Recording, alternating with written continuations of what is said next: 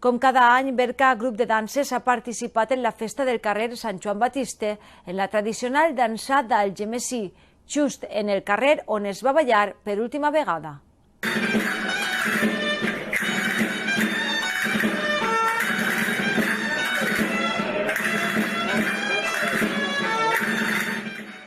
De ple ja en l'estiu, la gent comença a canviar els seus hàbits. Com cada estiu, apleguen les vacances per a molts i això sempre és motiu de festa. Aquestes celebracions s'uneixen a les que tradicionalment celebren els veïns de molts carrers de la ciutat. Com cada any, el cap de setmana al voltant del 24 de juny, el carrer Sant Joan Batiste ha celebrat la seva tradicional festa.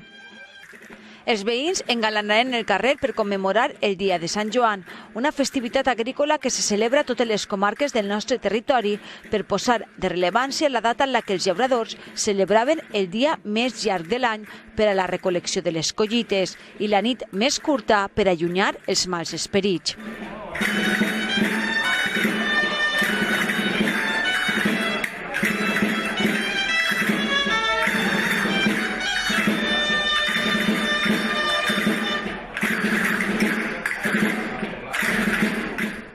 I enguany, com cada any, s'ha tornat a repetir la tradició encetada per Berca Grup de Danses, que han tornat al carrer Sant Joan Batiste, antic carrer de l'Horta, que fou l'últim carrer de festa on encara foren dansades les danses d'Algemesí l'any 1950.